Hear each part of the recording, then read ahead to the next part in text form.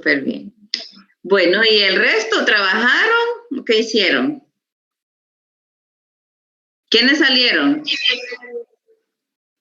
Yo visité a mi mamá. Tareas. Ok. ¿Dónde? A Soledad del Paraíso. El Paraíso. Muy bien. Muy bien. ¿Todos han estado bien con su familia? ¿Ninguna edad? ¿Todos bien de salud? Si alguien ha tenido complicaciones con lo del COVID, me puede escribir al chat. ¿Todo bien? Todo bien, mi ¿Privado? Muy bien.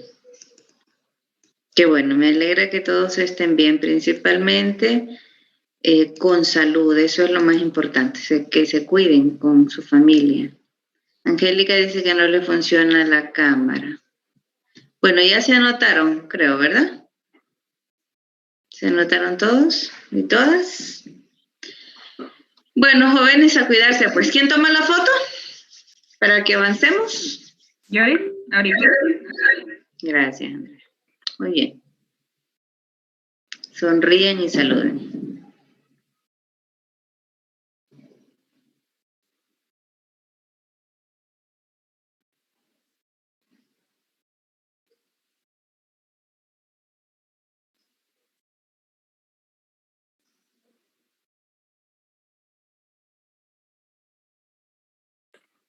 Ya tomé la primera, dame un segundo para tomar la última.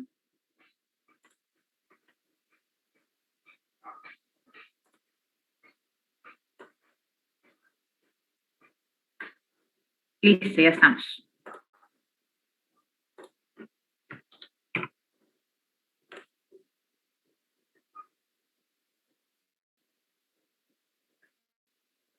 Ya les tomé.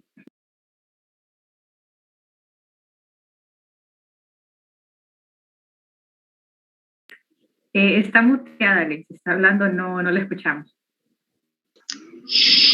Estoy hablando para mí misma. Ok, gracias. Le voy a pasar el co-host como anfitrión para que usted me ayude ahí con el inglés. Ok. Vamos a ver. Andrea. Coanfitrión. Listo. Muy bien. Bueno, ya nos tomamos la foto. Ahora vamos a continuar con el tema. Ya usted es encargada de aceptar ahí el ingreso de sus compañeros. Hasta la 1:20, no más. Ok. Bueno, voy a compartir. ¿Estoy compartiendo pantalla? ¿Sí?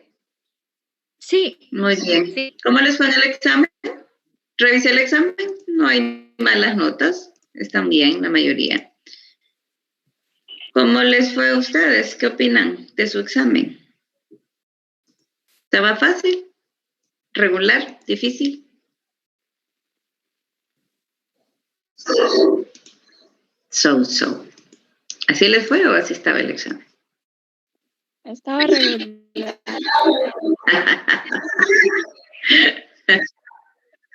Ajá. ¿Se confiaron? No es textual, ¿verdad? Recuerdan que yo les he dicho, no es textual. Sí, no se basen muchas veces en el problema de lo memorístico es que uno les mueve el piso un poco y ya nos perdimos, ¿verdad? Y ponemos la carita así, ¿y eso qué es? Porque aprenden literal textualmente. Entonces, no aprendan textualmente, comprendan.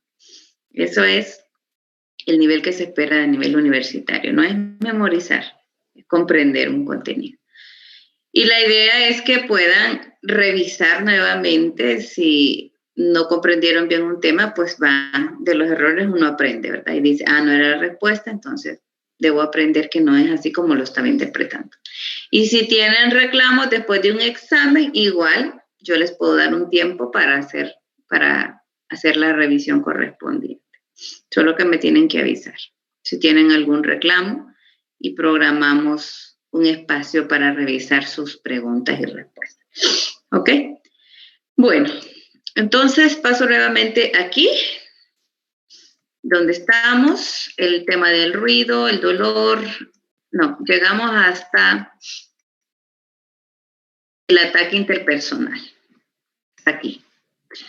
Vamos a hablar, a retomar ahora el tema de la agresión, más la agresión intergrupal, la agresión que se da entre los grupos.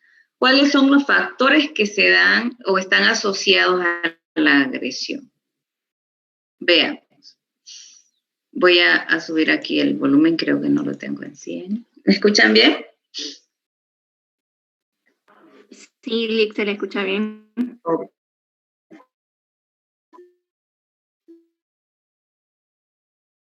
Perfecto. Ahora me siguen escuchando. Entonces, factores asociados a la agresión y más que entre los grupos. Veamos. Estamos hablando de la agresión en el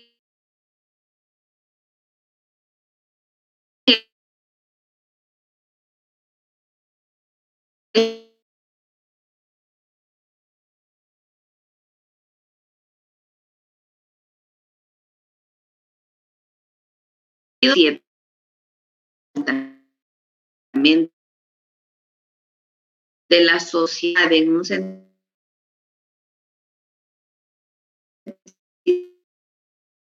más.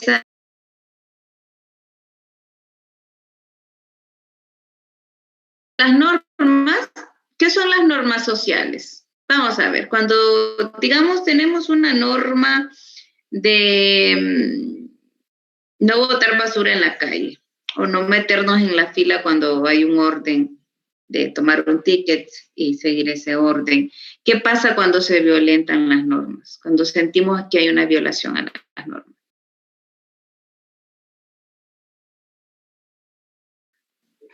Ocurre un llamado de atención por parte de la persona que lo estableció.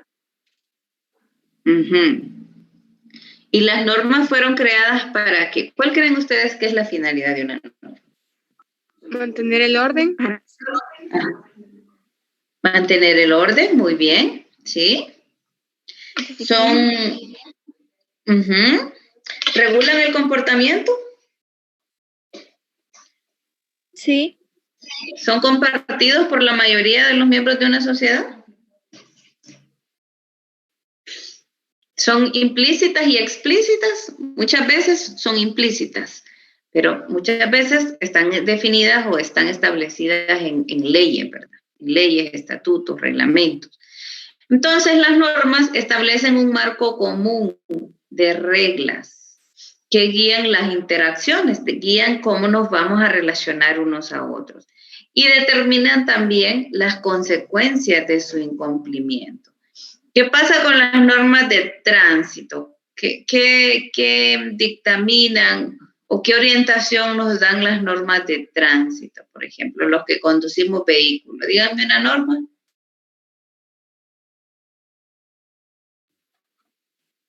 No cruzar las señales. No cruzarse en los semáforos en rojo, muy bien. Respetar las señales que hay en las calles. Respetar las señales que hay en las calles. ¿Y su incumplimiento? ¿Qué pasa? ¿Qué consecuencias trae? Una multa. Una multa. La gravedad de lo que se ha hecho. Se le quita la licencia. Okay. Entonces, claro, el incumplimiento de las reglas trae consecuencias y eso es lo que hace que permite regular el comportamiento de los ciudadanos. Entonces, las normas tienen un valor moral también, un valor moral prescriptivo, es decir, dictan qué es lo correcto, qué es lo que debemos hacer, cómo deberíamos de comportarnos. Tienen un valor moral prescriptivo, prescribe lo que vamos a hacer, lo que debemos de, cómo se espera que nos comportemos. Por ese valor moral prescriptivo se concretan las obligaciones, es decir, lo que deberíamos de hacer, los derechos que debemos tener. Díganme cuáles son obligaciones y derechos de un ciudadano común. El ciudadano tiene obligaciones, pero también tiene derechos. ¿Cuáles son?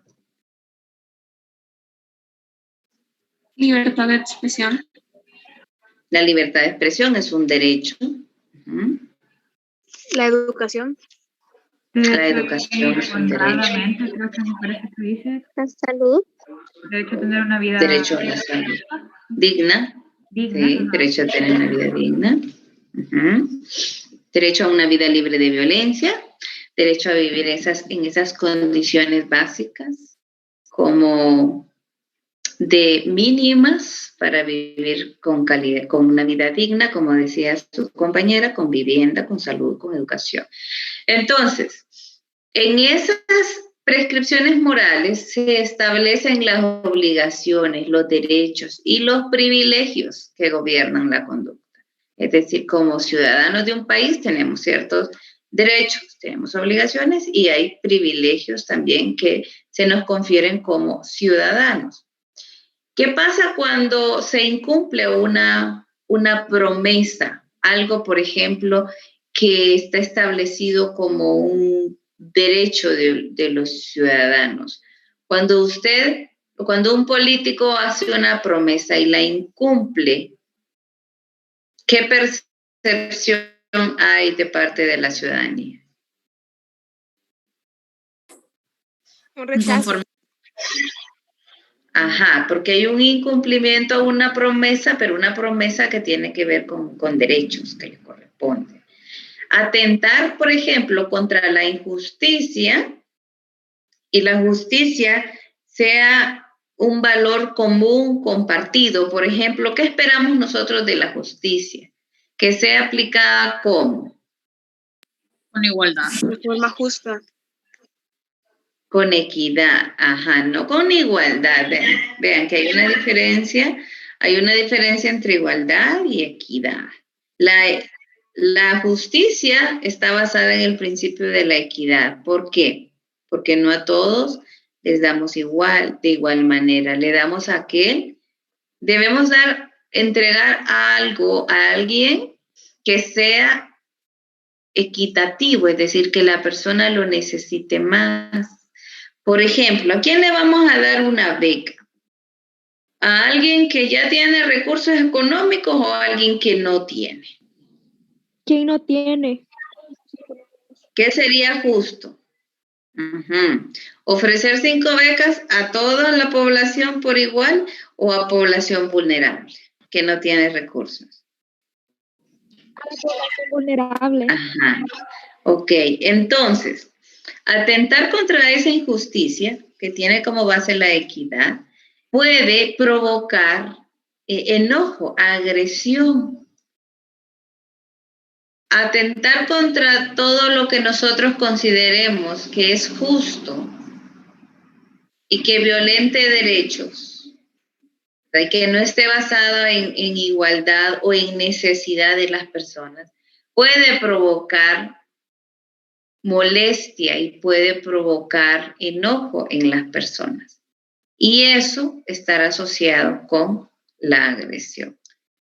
Por ejemplo, en el caso reciente que hubo de la muerte de esta chica, de enfermera, en Intibucá, se dieron situaciones de revueltas con también cierto grado de agresión. ¿Cuál fue la base de esa agresión que se presentó ahí?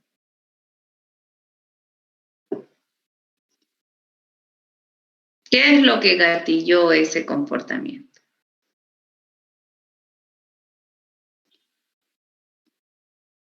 A partir de lo que estamos hablando, ¿qué sería?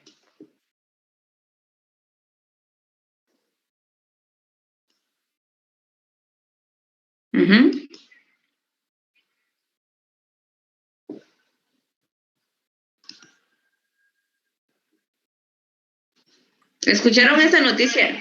Podría ser como el hecho de que hay demasiados femicidios aquí en el país y que nadie está haciendo las investigaciones correctas para saber qué pasó y se están dejando estos asuntos así como por encima.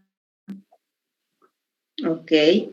¿Hubo una percepción de violación de normas?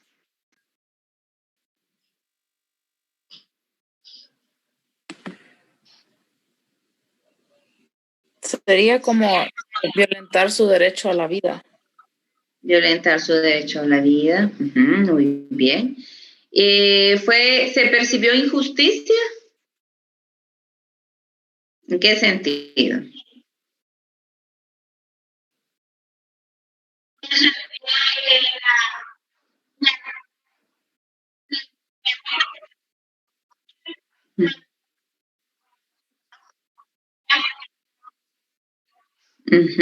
¿Qué más percepción? ¿Qué otro elemento de injusticia había ahí?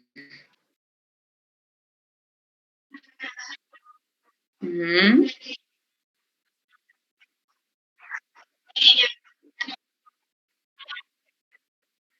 Ujú. Ok.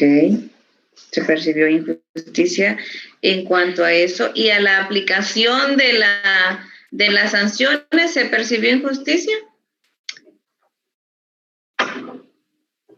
Sí, licenciada, porque si no mal recuerdo, los policías al día siguiente ya estaban repartidos en distintas locaciones a las personas que estaban asignados el día de la muerte de Keila.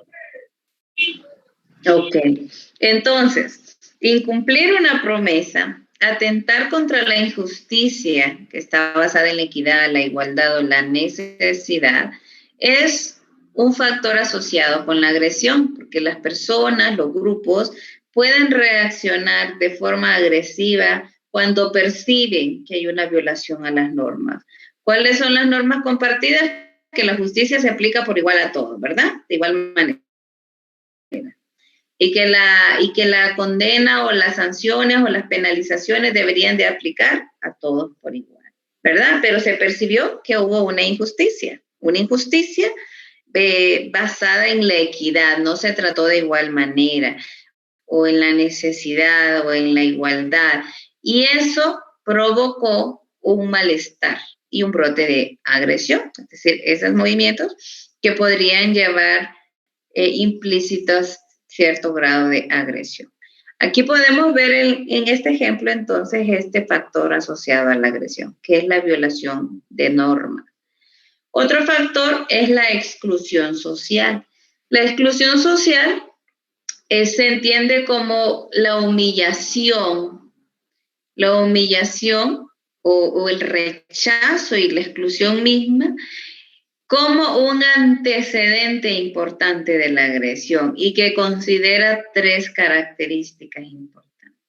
Cuando la exclusión social se produce de manera continuada, es decir, ya por varios periodos de tiempo, una comunidad o un grupo X ha estado excluido, humillado o rechazado de los beneficios de un Estado, por ejemplo, entonces eso puede provocar agresión. Cuando hay un clima social que tolera o se muestra indiferente hacia esta forma de violencia también, como lo decía su compañera. Ya hay muchos femicidios, muchas mujeres que han sido víctimas, ¿verdad? Por su condición de mujer, y eso se ha percibido un clima de tolerancia hacia eso. Este factor, sumado con el de violación de la norma, podría entonces también contribuir al tema de la agresión. Cuando hay un clima social que tolera o se muestra indiferente hacia esta forma de violencia. Y el otro característica de la exclusión es cuando se ejerce en mayor medida por parte de los miembros más integrados de la comunidad. ¿Quiénes son los más integrados, los grupos sociales más integrados de la sociedad en nuestro país? Digamos, aquellos que gozan de todos los privilegios, los derechos y los beneficios de un Estado. ¿Quiénes son? Los políticos. La clase política.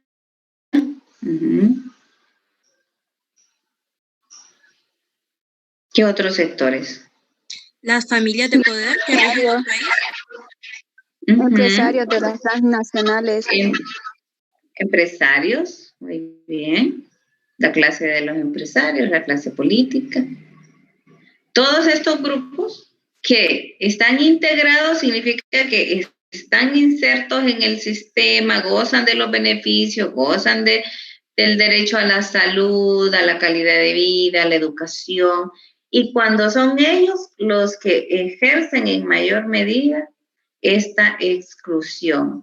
En ese caso, estamos hablando de esa exclusión social que es ejercida por los grupos de poder o por los grupos integrados hacia los grupos más desfavorecidos o más excluidos. Como por ejemplo, cuando un grupo de empresarios o un grupo económico fuerte, ¿verdad?, se quiere beneficiar o quiere tratar injustamente a la clase más desfavorecida, provocando en ellos exclusión, discriminación y violentando sus derechos. En ese caso, estos grupos que son víctimas se sienten o perciben la exclusión social. Y la exclusión social sistemática, repetida, reiterada, provoca o puede provocar un brote de agresión, de violencia, ¿verdad?, por la injusticia percibida y acumulada durante varios periodos de tiempo. Muy bien. ¿Se entienden los dos factores asociados a la agresión? ¿Tienen algún ejemplo de la violación de las normas o de la exclusión social? Y quieren colocar un ejemplo y decir, ¿será en este caso violación de norma o exclusión social? Cuando estos grupos muestran agresividad o violencia. Liz, podría, no sé si puede caber ahí, cuando los policías ellos usan los semáforos en rojo, y decir que porque van de emergencia, ¿verdad? Y si una persona normal que no está dentro del rango de ellos hace, entonces ellos sí van presos 24 horas. Entonces se excluye esa persona. Entonces, no sé, ellos violan las normas y no sucede nada. Pero viene otra persona y la viola, entonces sí sucede algo, sí está malo. Claro, cuando hay esa percepción, recuerden que la percepción es como el ciudadano, cómo las personas interpretan una situación, ¿verdad? En ese caso, si hay una percepción de injusticia, ¿cuál sería ahí el factor? ¿Violación de normas o exclusión social? El factor que está antecediendo o asociado con la agresión. ¿Cuál sería? ¿Violación de normas o exclusión social? Lo que usted me está diciendo. Violación de normas sería. Sería violación de norma. ¿Por qué? Porque estamos partiendo de que hay un acuerdo, ¿verdad? De que hay que respetar las normas de tránsito. Y uno de los dos grupos está percibiendo, un grupo está percibiendo que otro grupo no está cumpliendo o se está violentando esa norma, que es respetar las leyes de tránsito. Si hay esa percepción de injusticia por parte de un grupo, de los que no somos del grupo en cuestión, entonces puede darse ahí una queja, ¿verdad? Un reclamo, una molestia. Y en ese caso estaríamos hablando de que el factor asociado a la agresión es la violación de la norma, de las normas que consideramos todos que deberían de aplicarse a todos por igual, a todos los ciudadanos. Entonces, en ese caso sí sería la aplicación de una norma, la violación de una norma. ¿Cuándo sería? Muy bien. ¿Cuándo? Ajá. Perdón. Adelante, Jay. Adelante, Jay. Otro caso podría ser como justo lo que acaba de pasar con las elecciones, que los políticos van y entran de un solo y votan. Y yo vi que, no sé si alguien más lo hizo, pero el que más armó revolú de que se puso a hacer toda la fila, ¿verdad? Solo uno vio que se puso como todos en medio del sol, bajo el sol, perdón, a hacer la fila, y los demás políticos no entran de un solo, votan y ya las cámaras y ya se van, no hicieron fila. De acuerdo. Entonces creo que sería como exclusión social. ¿Sería exclusión social o violación de norma? Es que yo pienso que es de los dos, porque la sociedad, todos los demás sí lo hicieron, y ellos, pues, porque eran políticos, no sé. Claro, más se trata de violación de normas, ¿verdad? Normas sociales, pero exclusión social ya debe reunir ciertos criterios y se da más de grupos de personas que han vivido bajo condiciones de exclusión. Y exclusión es, por ejemplo, que no gozan en su comunidad de energía eléctrica, agua potable, servicios de salud, servicios de educación, están fuera de la cobertura del sistema, ¿verdad? Personas explotadas por una empresa X. En ese caso estamos hablando de exclusión social, ¿verdad?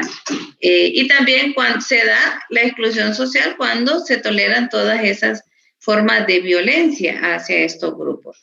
En el ejemplo que usted me está dando, creo que aplica más a la percepción de que se violentó una norma de injusticia basada en la igualdad. En este caso, la igualdad es en el sentido de que todos deberíamos de hacer fila porque todos estamos en las mismas condiciones de ejercer el sufragio, ¿verdad? No deberían de haber privilegios para nadie, salvo obviamente para personas con una discapacidad y las mismas, ¿verdad?, poblaciones que ya se ha regulado y se ha reglamentado que tengan obviamente prioridad por su condición, mujeres embarazadas, personas con una discapacidad, ¿verdad? Esas personas sí, pero aquí hablamos de que todos deberíamos de haber hecho fila y estoy de acuerdo con usted. Entonces la gente que estaba haciendo fila, haciendo fila, ¿qué pudo haber pasado con esa gente? Todas se pudo haber revuelto y haber hecho un reclamo muy justo y muy merecido,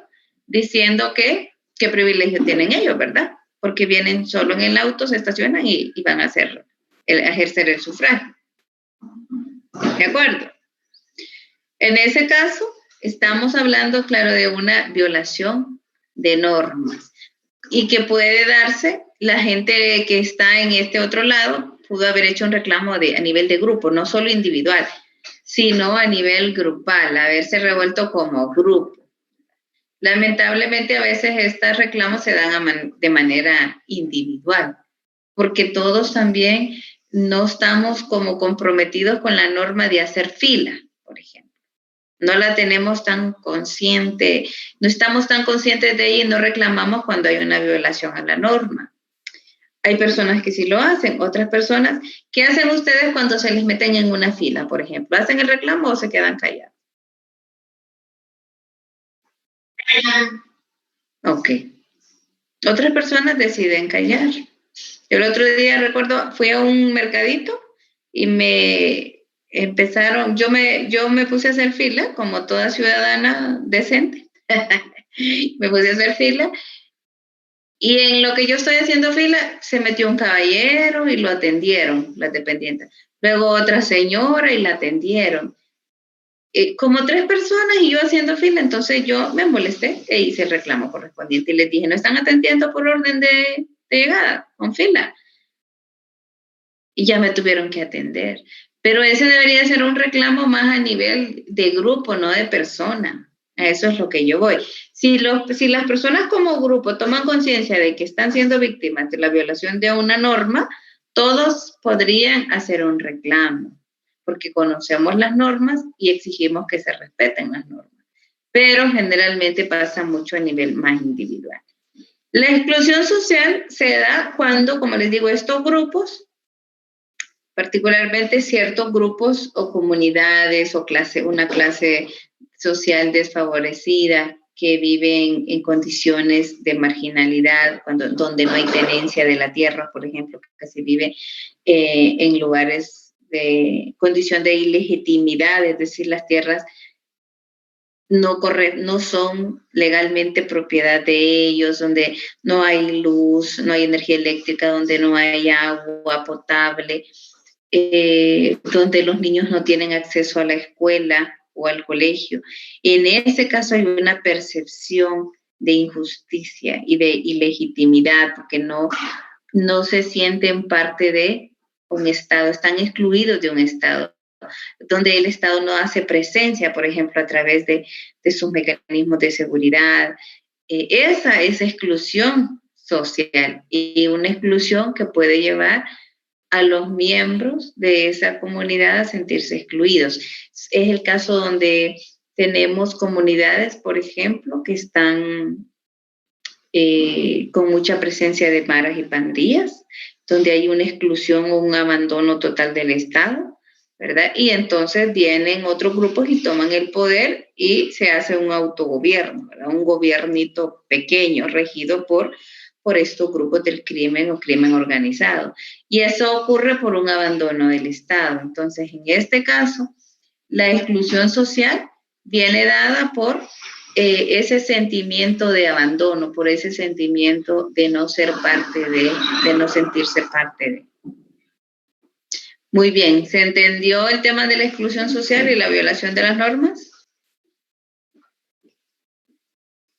¿Alguna pregunta, comentario hasta aquí?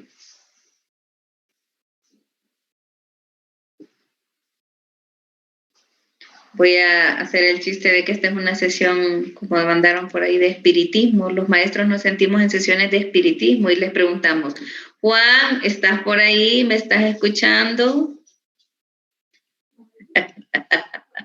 Así les voy a decir. ¿Me estás escuchando? Solo veo a Nancy. Están ahí, chiquillos. Nancy es la única valiente que tiene la cámara encendida. Ok. Ajá. Madre, solo le miro ahí la fotico. Ah, Ivana, te apareció. Muy bien. Bueno, entonces, la violación a las normas. Vamos a avanzar aquí. ¿Cuáles son los estímulos ambientales que también se han vinculado? Ya en las clases anteriores hablé un poco sobre esto. Los estímulos ambientales, antecedentes de la agresión. También se dice que hay factores externos que anteceden o que están también vinculados con la agresión. Y estos son 4, se han identificado: el ruido, el hacinamiento, la temperatura ambiental y el dolor. Veamos el ruido. No es el ruido per se. Miren que esto es importante. No es el ruido de manera objetivamente, sino lo que puede colocar a las personas en una situación de molestia y de irritabilidad es la incontrolabilidad e impredictibilidad del ruido. Eso puede ser irritante y puede favorecer la agresividad.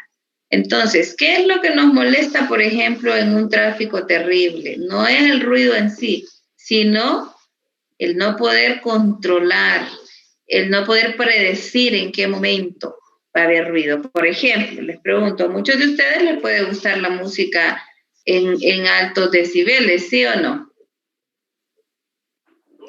Y pueden tener un escándalo terrible en su casa y no molestarles, ¿sí o no? Sí.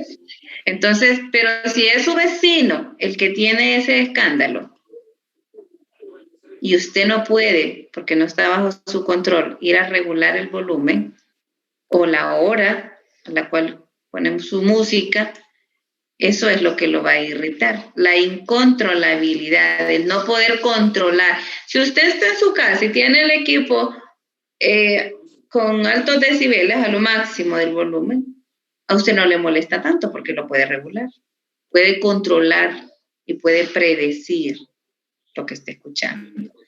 Pero en condiciones externas no podemos predecir ni controlar el ruido, y eso es lo que puede provocar irritabilidad, no el ruido en sí, sino la incontrolabilidad, o sea, la capacidad o la pérdida de control y la incapacidad para predecir en qué momento va a venir el ruido. Cuando usted se prepara o ya sabe en qué momento va a venir el ruido o va a haber mucha bulla, eso no la va a irritar. Deme un ejemplo, una situación donde haya mucho ruido, pero usted no se molesta, ni le irrite. Por ejemplo, la licuadora puede ser muy ruidosa, ¿verdad? Pero no nos molesta. ¿Por qué? En un concierto, por ejemplo. Uh-huh.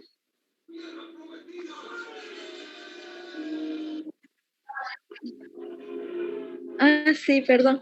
En un concierto. Por ejemplo, en un concierto, correcto. En un concierto no se sienten irritables, a pesar de que puedan escuchar música muy estridente, muy escandalosa. Pero ustedes van preparados a eso, ¿sí o no? También una visita al dentista, Alex. ¿Cuál? Una visita al dentista. Una visita al dentista, muy bien. ¿Por qué no nos irrita tanto el ruido que es terriblemente estridente? ¿Por qué? Lleva preparado a que eso va a pasar. Porque hay un cierto control en el sentido de que usted sabe por cuánto tiempo va a durar. Usted puede predecir el momento. Controlarlo tal vez no, pero puede predecir el momento en el cual va a ocurrir y eso no le puede provocar irritabilidad. Es entonces la percepción, ¿verdad? Son estos factores mediadores, no es el ruido en sí. Y en cuanto al hacinamiento, vean que no es el hacinamiento per se tampoco, no es la variable como tal. ¿Qué es el hacinamiento? ¿Qué es el hacinamiento?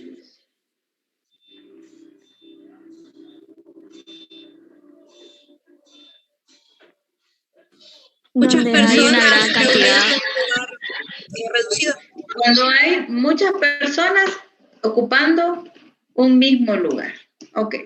No es el hecho de estar con muchas personas en un lugar reducido lo que nos provoca o nos puede provocar irritabilidad, sino más bien es la experiencia subjetiva displacentera, es decir, la percepción que usted tenga asociada a la densidad.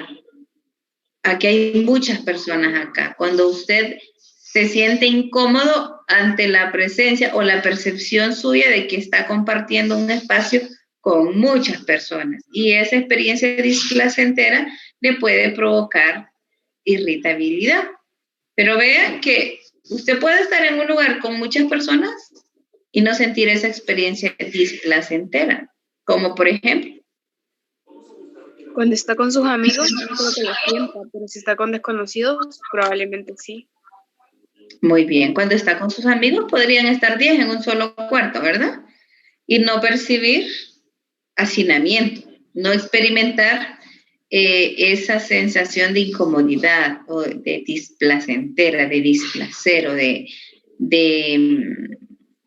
molestia. Pero cuando está compartiendo con otras personas desconocidas y usted percibe que están muchas personas en un mismo espacio, en ese momento sí, ese factor de hacinamiento se puede relacionar con la agresividad. No es entonces el hacinamiento per se, sino la experiencia subjetiva displacentera asociada con la densidad. La temperatura. Bueno, ¿cuántos han escuchado que sí las altas temperaturas pueden estar asociadas con la agresividad o la irritabilidad? ¿Han escuchado eso? Bueno, sí. Algunos, cuando hace mucho calor, puede ser que las altas temperaturas pueden provocar irritabilidad en algunas personas. En las primeras teorías o explicaciones que se daban la agresividad, se desarrolló incluso una teoría de la agresividad como ambientalista, una teoría que trataba de explicar y de poner mucho énfasis en el tema de la temperatura, ¿verdad? Y su relación con conductas violentas o agresivas. Algunos estudios, los primeros estudios sugerían que había una relación lineal, o sea, entre temperatura y conducta agresiva. ¿Qué significa una relación lineal? Que alguien me interprete la relación lineal entre temperatura y conducta agresiva?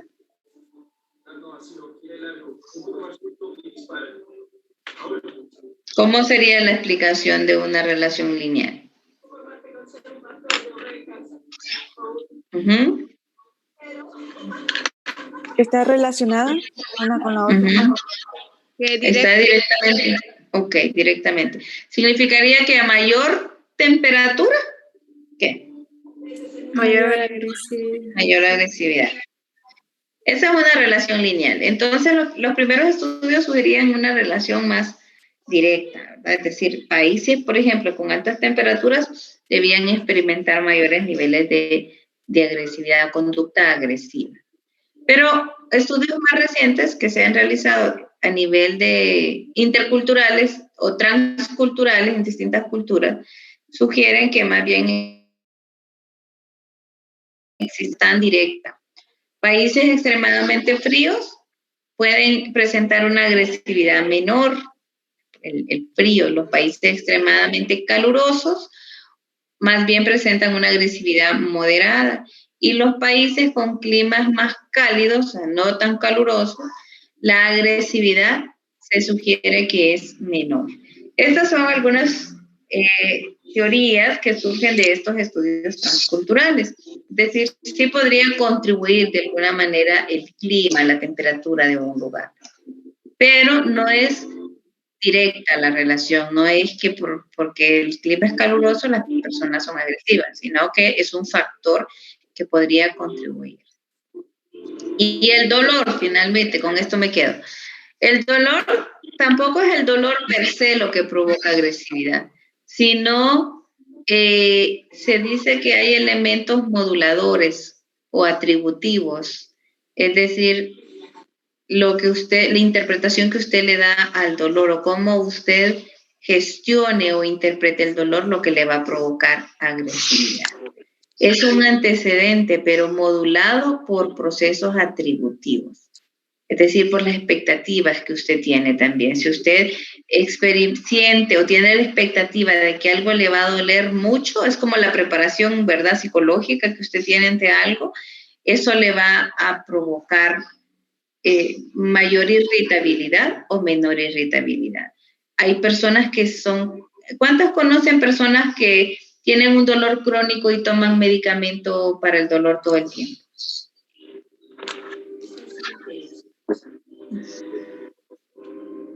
¿O les ha pasado a ustedes que conocen personas que están experimentando mucho dolor y que algunas de ellas se muestran irritables y otras no? ¿Conocen ese tipo de personas? Sí. Como por ejemplo la fibromialgia, es un dolor crónico, ¿verdad?, en todo el cuerpo. ¿Cómo reaccionan? ¿Han conocido personas con esa condición y cómo reaccionan ante el dolor? Mi madre lo tiene, pero ella no reacciona como agresiva, sino que es más tranquila, solo se toma la pastilla.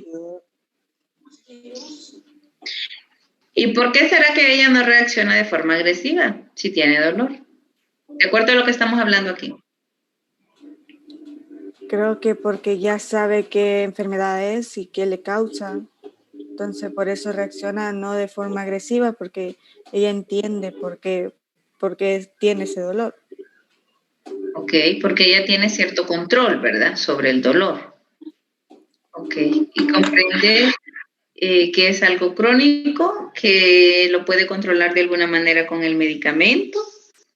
Y eso tiene que ver con lo atributivo, como dice su compañera, con procesos atributivos. ¿A qué le atribuyen ellos, estas personas, a qué le atribuyen el dolor?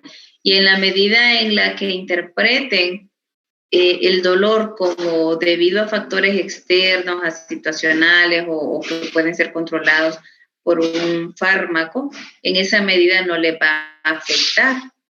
Pero cuando el dolor es impredecible, cuando las personas esperan que el dolor se va a agudizar, cuando no tienen expectativa de mejora, en ese caso, el dolor puede ser un factor desencadenante de la agresión, ¿verdad? Muy bien, hasta acá quedamos hoy. Voy a dejar de compartir. Toma la foto, Andrea, por favor. Y terminamos en la próxima clase con relaciones grupales y agresión. Aquí vamos a hablar de las relaciones grupales.